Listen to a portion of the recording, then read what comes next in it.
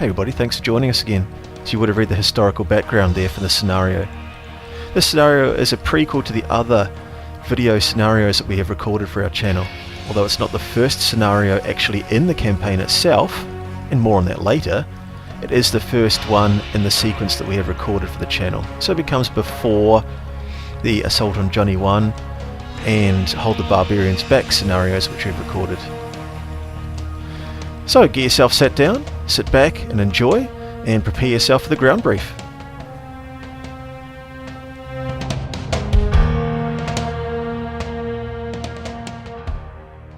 So let's talk about the battlefield. So this is an area to the north of the actual rendezvous point, to the north of Primasoli Bridge. So talk through the buildings. The buildings themselves represent a farm with a citrus plantation in it, as well as arable fields and hay.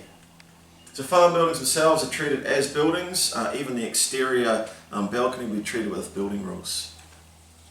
The villa walls around the plantation, so they are hard cover, obviously true line of sight. However, the rubble where the walls have fallen down through damage, those will be counted as difficult terrain for crossing it, so rough terrain. However, obviously true line of sight for firing. The fields themselves, this one here counts as no penalty to movement. It is a lower grass field, whereas this cropping field here for hay, so this one here is no penalty to movement except for -1 shooting at units taking cover inside that hay field. The walls throughout count as obstacles, linear obstacles. So arable field over here with a crop growing in it, no penalty to movement whatsoever, but we do have rough ground crossing a linear obstacle there. The roads count as for the rules for roads. The lone trees will have no in-game effect. The rocks, okay, around various places, if the unit is small enough to provide cover, then they will do so. The large stands of trees mounted on a base, so these will be rough ground, usual rules in the rulebook. Okay, and although we've broken up the edge there, Rex and I will be defining the edge to each other for the purposes of gameplay. And this one here is the same. So, thanks very much for joining us. Yep, join us back in a second and we'll talk through the armies.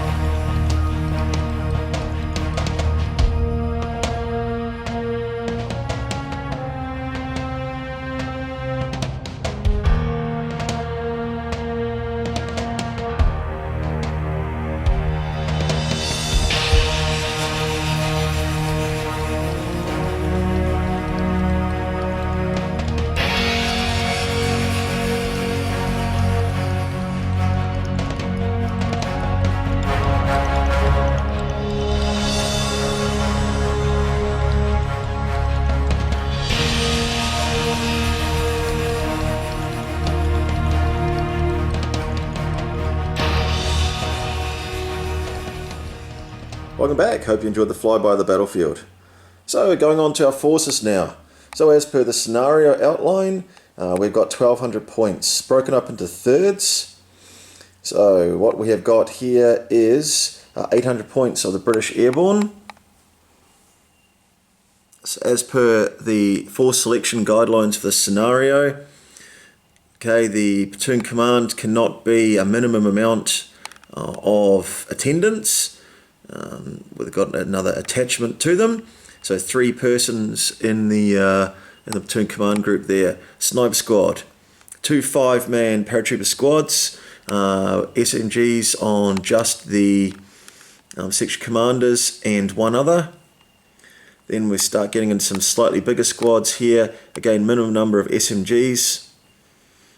We've got 2 squads only with LMGs, remembering that the paras have only gained a minimum amount of equipment containers on the way at this point, and that's why they're searching for the equipment containers and why there's such high importance to them, so they can regain their heavy equipment. To go with that, luckily enough, when I rolled the dice to randomize which of 2 of my 3 forces of the 1200 points came in, as if to go with the scenario, the force that contained the medium mortar and the MMG did not come in, so that group will not be coming in until after we've hopefully secured some containers. So spot on, bit of lady luck playing along to the scenario and the historical aspect there. Moving on to the Fallschirmjäger, a different situation for them. Here's their initial 800 points. They're organised in a correct sort of orbit. So we've got a sniper, we've got the officer and 1 attendant. That model just counts as 1 model there with them. We've got a medium mortar with a spotter. We have got an MMG. Then we've got correct orbits of the units. They're not ad hoc like the British Airborne, who've been spread out.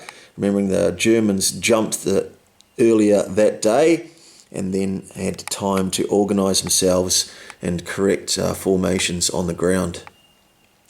So it's quite SMG heavy. A lot of the Fallschirmjäger units have got a section commander or a squad leader plus 3 more SMGs in the squad. They've all got LMGs in each of the squads, so quite a lot of firepower. Also, while we're looking at the board here, we've got our objectives. So, as per the information for the scenario, we've got 3 different coloured parachutes, just to identify them, 3 authentic colours that were used by British Airborne Forces. And we've got 2 airborne handcarts that have been unpacked and assembled, and unfortunately a casualty to go with them as well, and some canopies, and these will be the secondary objectives. The parachute canopies with the containers were the primary objectives. So join us back in a minute as we lay out the objectives on the battlefield as per scenario. So the primary objectives have been deployed. We took turns at deploying those. My one's here beside this building. Dan has gone over here in behind this wall. And then the third one is beside this forested area. So that's the 3 primary objectives down. Now it's time for secondary objectives. So Dan's going to place his, and then I get to place the final one. Secondary objectives, as we spoke about, are indicated by the airborne handcart and the casualties, being an unpacked handcart that was started to get dragged away. So the first one I'm going to place is, I'm going to try and put one here. Okay, so 2 dice, and then using the scatter arrow on my order die. Okay, 9 inches. So from the centre of the handcart itself, no other part of the casualty or the model applies. And there we go, that one's deployed. Now it's going to be Rex's turn. Join us back in a minute and we'll show you the final locations of them. Final objective, secondary objective. So I think I'll place that in the corner here. That's the airborne handcart and unfortunately deceased airborne guy with it. Now we're rolling to see for the final placement. Okay, so that's 9 inches in that direction there based on the arrow on top of the order dice.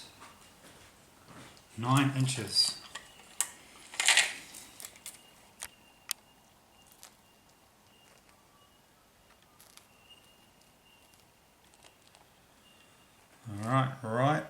in the open in the middle of the road.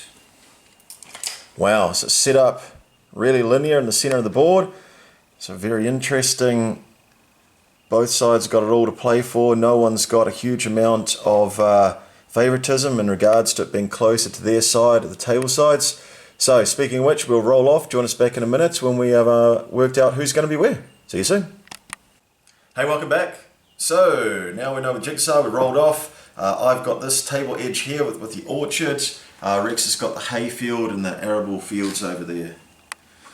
So what I have done is I've broken the my side of the board, and Rex has done the same up in regards to our deployment zones.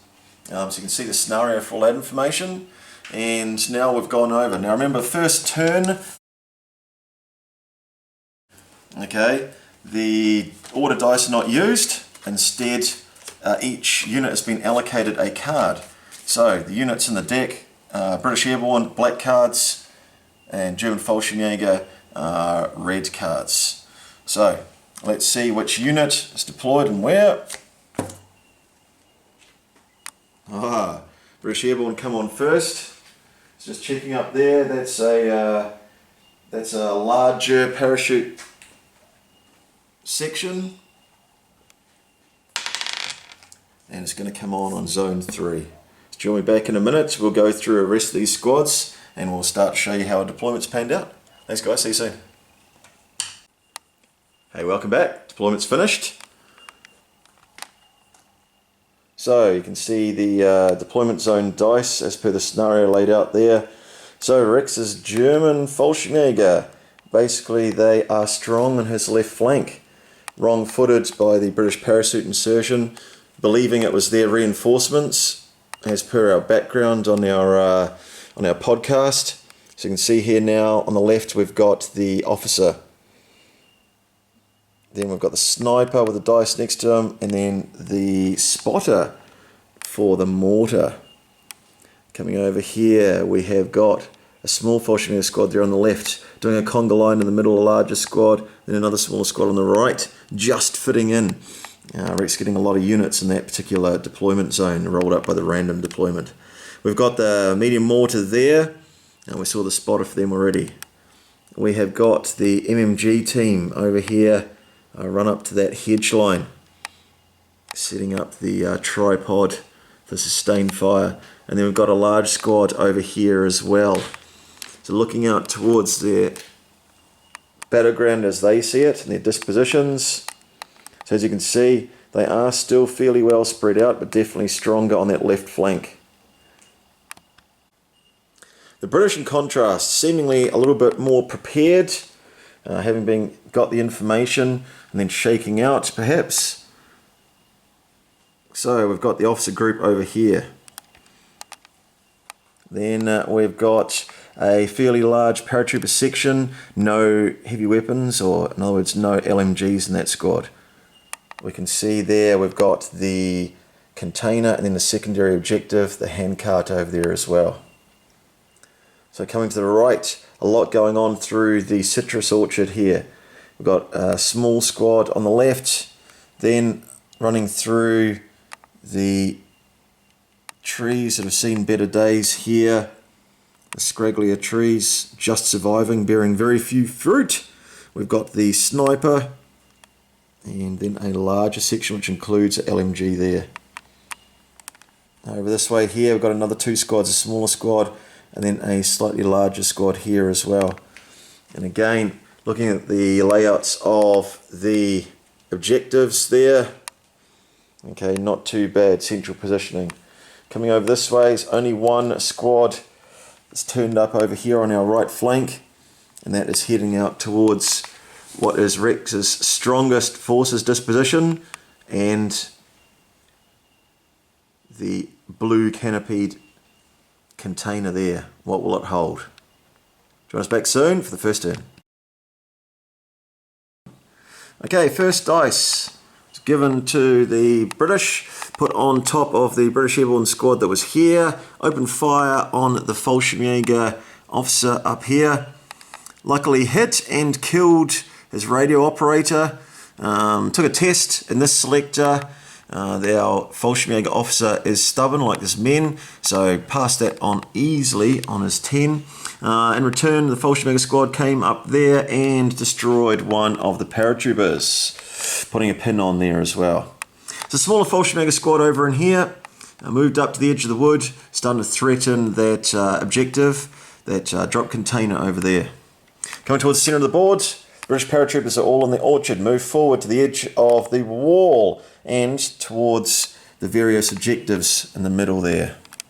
However, the Fallschirmjäger also moved up into the centre there. This small squad here was one of the first trying to dominate the no man's land area. Unfortunately, later moves by the smaller paratrooper squad here opened fire onto them and killed a couple of guys. In return, the MMG team here opened fire and then destroyed 2 of the enemy British paratroopers in that squad. The sniper team came out through the archway in that wall and got their backs to the wall, being the shed there, hopefully in a pretty good place, and with the fixed teams that are available in here, maybe they'll have an opportunity for a target.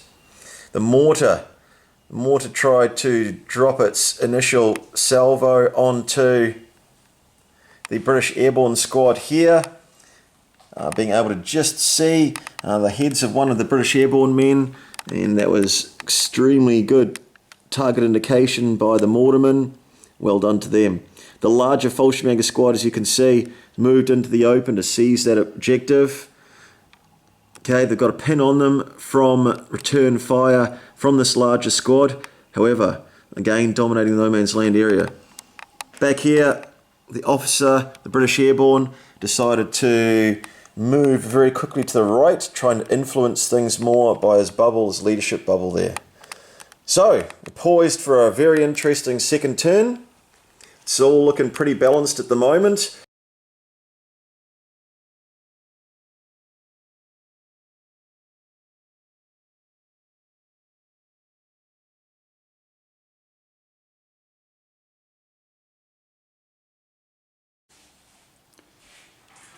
Alright everyone, so a fair bit's changed on the battle now. These guys here, this Fallschirmjäger squad, took a bit of a beating from that British airborne team that has now advanced onto the wall. So they'll be in hard cover next turn, even if I can shake off the pins. That'll be tricky. Over here, guys in behind this hard covering wall have opened fire and wiped out the team that was sitting here. They've opened fire and wiped out the squad that was here in the middle. To the last man, you can see there the dead guys still remaining. Down here, did have some success with the medium machine gun fired on the squad over there that you can just see behind the building, and managed to put a pin on them and kill a guy. So that was great. And real mixed bag over here. Lots of things happened. The British airborne team here, they've taken a couple of casualties. You can see them in the back there, and they were also starting to man up with pins. They took a shot from a sniper, which failed to kill a man but put a pin on, and then the teams here have just been firing willy-nilly from the trees, and have managed to cull that down a little bit. Officers ducked in there to be close to his men in case that's required later on in the game. Coming through the foliage and thickets from the other side is a British airborne team that has come and put some serious firepower on these guys. Thankfully it didn't end up materialising in much, and they've got a couple of pins, and they're still good to go next round if they can pass their order check. Over here though, this large squad's a little bit worrying. They're menacing them as they're starting to approach the rough ground. So we'll have to see how that pans out next turn. And so currently,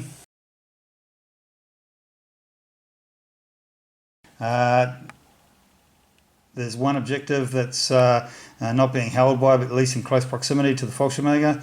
There is one objective that's up for grabs there, although there's no Fallschirmjäger anywhere near, so it's pretty clear which way that's going to go. And then this third primary objective here is being set on by those British Paras, and these guys are hanging out in the middle of the road, trying to hug the ground and try to reduce the heavy fire that's coming in on them now. So I don't know how they're going to go trying to take that objective against the behind that wall, but we'll see how things go next turn. All right, check back soon. Hey, welcome back to the end of turn 4. All right, well, this seems to be the Schwerpunkt, or the main point of effort here for both sides at the moment. So firstly, this paratrooper squad here has been hammered again, had to go down to save becoming casualties due to this large Fallschirmjäger squad here, or what was a large Fallschirmjäger squad, moving out to the open and then opening fire on it. As well as that, the other squad here reversed out of the woods in an advance so that it couldn't be seen without moving by the paratrooper squads on the other side of the woods. The Fallschirmjäger officer also advancing, then opening fire on the paratrooper squad, which followed those squads through and out of the woods onto the other side. Not before that paratrooper squad had opened fire on what was a larger unit here though, the Fallschirmjäger, giving it another pin, however not taking any casualties on it.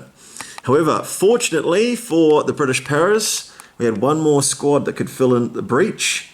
Okay, came forward, opened fire on the Fallschirmjäger squad here, and in some freak dice rolling, managed to do 4 casualties. The Fallschirmjäger passed their stubborn test though, and they're still in the fight. So, the sniper squad here also opened fire on the small paratrooper squad over there. Hence one other pin that went on them. So snipers still in the fight.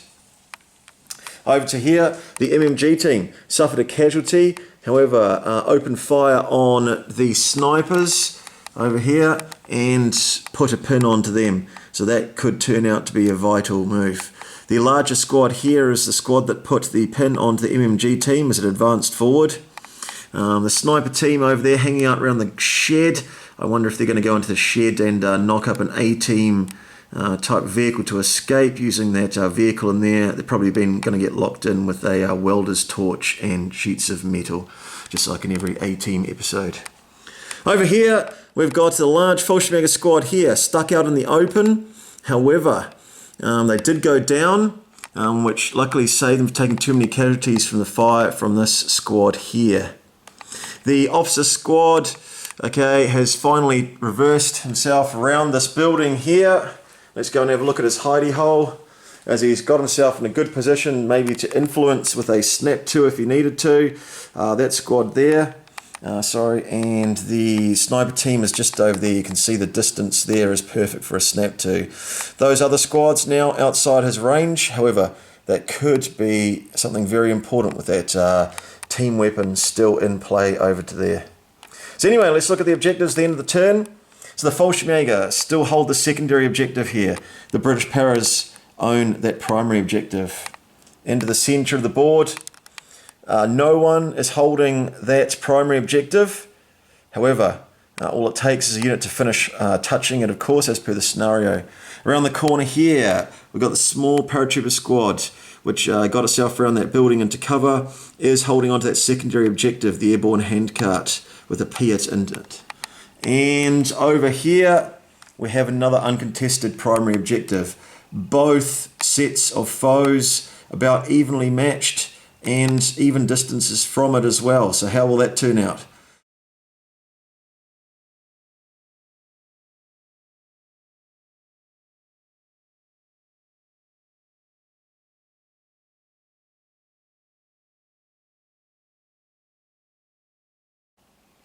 Hey, welcome back. End of turn 5. So first of all, this Fallschirmjäger unit stayed down at the end of last turn. So start of this turn, rolled his remaining down pin removal. Rolled a 5, so removed 3 pins. The squad here, paratroops, opened fire on him again, put another pin on, and killed a couple of guys. So good for both. However, the Fallschirmjäger still hold that secondary objective. The paratroopers here hold the primary objective, so that's another good thing here in each other's favour. Can they last till the end of the game that way? The MMG over here, okay, opened fire on this unit of paratroopers on the right hand side of the screen, as you can see, who was closing in on them, took a couple of casualties. The paras hoping to suppress them, opening fire back, no wounds, but did put a pin back on them. So Rex's sniper moved up here to the edge of the building, getting closer and closer to that primary objective, hoping that maybe he can have a hand on it at the end of the game and deny the 3 victory points to the British paras, if indeed they can hold on to it without getting wiped out by the sniper and the MMG's fire combined. Over here we have got the British snipers still in cover there, suppressing the enemy, in this case firing at the Fallschirmjäger sniper team, putting a pin on them. Unfortunately didn't kill anyone for me, and the British officer coming up here hoping to influence the situation around the area of the objectives, an essential part of the board. So over in here we have got lots of activity. The Fallschirmjäger coming through the forest here, opening fire on the small unit. Wrong, they assaulted the small unit. Okay, small unit of paratroopers, 5 guys, wiped them out in close combat. The British paras doing no casualties in return. The Fallschirmjäger officer still there, and the larger squad, okay, thanks to Stubborn, the guy on the left hand side of the screen, the NCO still there with 4 pins on him, thanks to the fire from this large paratrooper unit here, who's hoping obviously to get in and nick that objective. In return, that Fallschirmjäger opened fire back, and they have taken 1 casualty there from the officer. He's got a run dice on him, but it was actually in advance, and the single NCO here ended up going down to try and save his soul at the end. So at the back of the building here, what have we got? We've got a couple of squads that could influence. Hey, welcome back to the end of turn 6. Potentially the end of the game, we'll find out in a minute. First of all, great tactics by Rex. The Fallschirmjäger officer there snapped 2. Pulled 2 extra dice out of the bag only, but that's all he needed. The 4-man squad there assaulted into the British paras in the forest there, destroyed them, and consolidated back onto the other side of the objective, and then 2 men down into that dead ground, as you can see. A good move by him. The Fallschirmjäger officer, of course, got on the other side of the objective, so he's got 2 units holding that just to be sure, like the Irishman.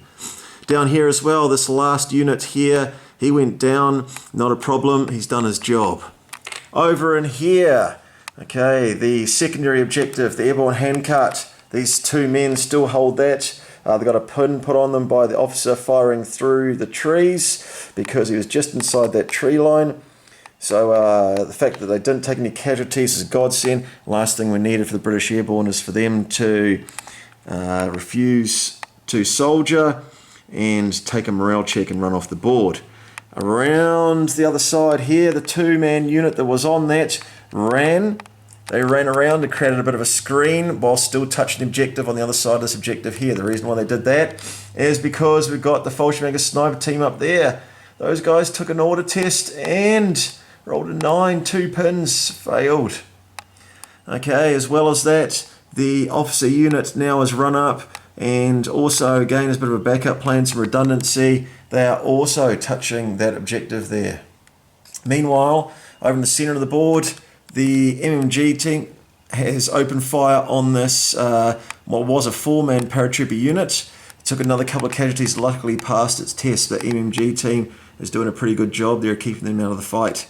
Meanwhile, down to the left-hand flank of the British Airborne, the right of the Germans, we have got the Fallschirmjäger there. As you can see, took another pin, took another casualty. However, that guy in the middle still holding on to the objective, while the officer, the NCO, keeps him in check there. And the British paras here hold on to this objective.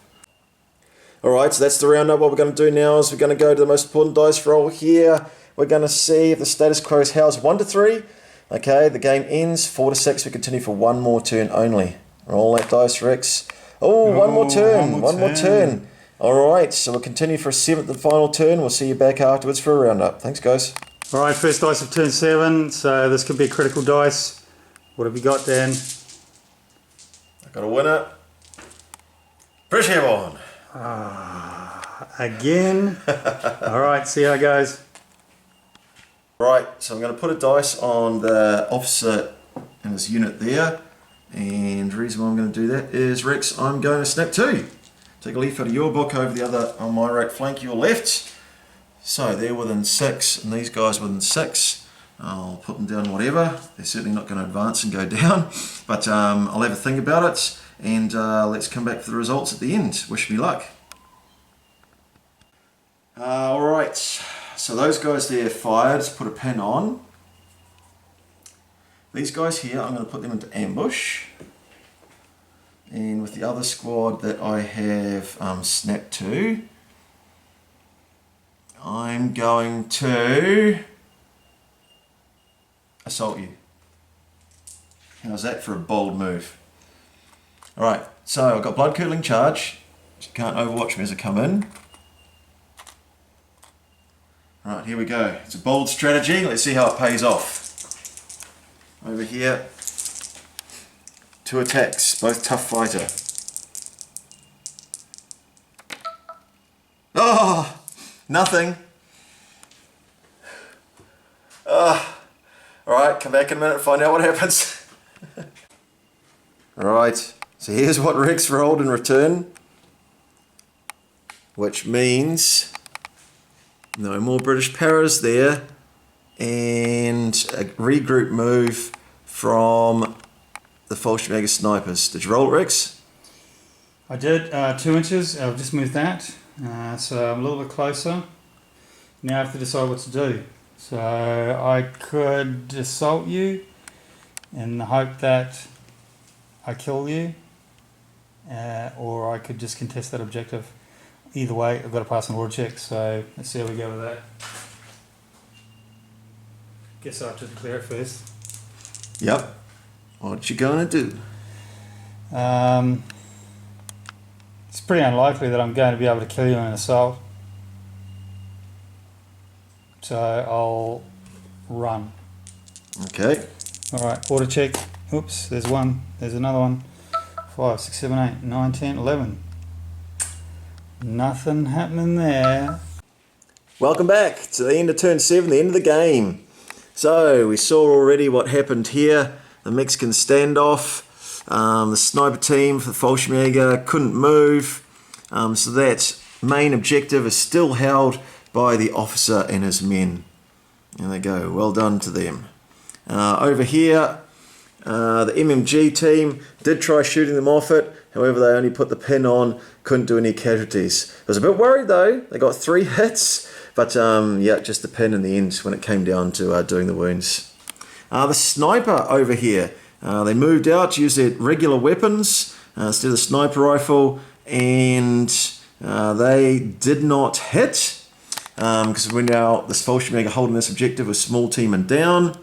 And in contrast, the large paratrooper unit over there actually did manage to get a hit and a wound. It was even an exceptional, but rolled a 1. To see if it was finally exceptional. So rolled a 6 the first time, failed to roll a 6 the second time. So Rex managed to live again as he holds that secondary objective there. Well done, Rex. Okay, the paratrooper unit over here holds the main objective there.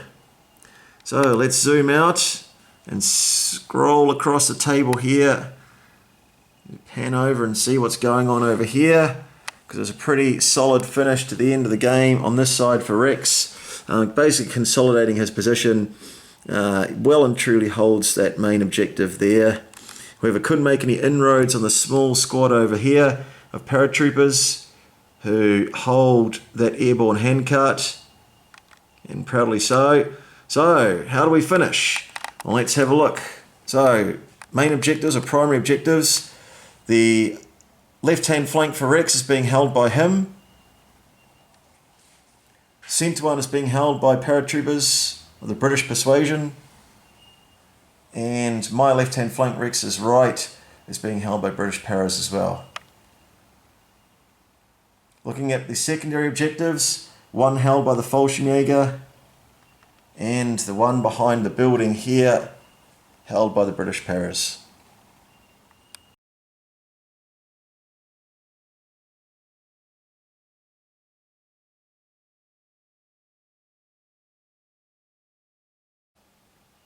So at the conclusion to the game, okay, totaling up all the points, 3 victory points for a primary objective and 2 victory points for a secondary objective. So it is British Paras have 8 points and the German Fallschirmjäger have 5. A pretty close fought game though. So let's go over to Rex and see what he had to say about his tactics. Now we think the game panned out. Go for it, Rex. It was an enjoyable game for sure. Great scenario. Thanks, Dan. Yeah, over on this side here, pretty comprehensively holding this objective there, but I definitely didn't want to let that one go, so I was happy about that. But in the centre and on this other flank here, it was just grim determination and sticky spit and holding things together. This last guy here from quite a big squad ended up down to one guy. Down with a pin, but still holding on to that objective in the face of this overwhelming force of British Paras. So he did pretty well, but certainly outclassed in terms of fighting force. In the middle here, could have gone any way, but some smart moves by Dan and some bad dice rolling with me, especially with failing all the order checks with this guy, or what was a team, actually still is a team. And unbelievably, he just failed order check after order check when everybody else on the table seemed to pass the flying colours. But fun game for sure, and well done to you, Dan. Congratulations. Hey everybody, a few words from me, I guess, at the end. So, that was a really tight, hard-fought game, and went down to wire in a lot of different places. A lot of dice rolls actually important throughout the game. What was interesting is that I had pretty spread out troops, which sort of helped me at the start to decide which direction I wanted to go in. However, I then needed to decide where I was going to try and get my areas of local superiority. Rex did a really good job getting local superiority down in here, and once he destroyed the first unit of British Airborne in assault, it turned over really quickly into his favour there. It was very hard for me, I guess using the Lanchester's principles, very hard for me to get back on top over there. However, looking around the board, there were some standout efforts from a lot of different units on both sides. That guy there's a bit of a hero, but again there's some smaller units around the board that did exceptionally well. I'm pretty happy. So at the end of the game, we both hold some objectives. That's going to be great. We are going to go into scenario 2 as these two scenarios are linked. That obviously will generate some rolls to see what's inside the objectives that are being held by the forces, and we'll see what comes up for those units that are actually holding it to be useful for the next game. So that's going to be interesting, very interesting indeed.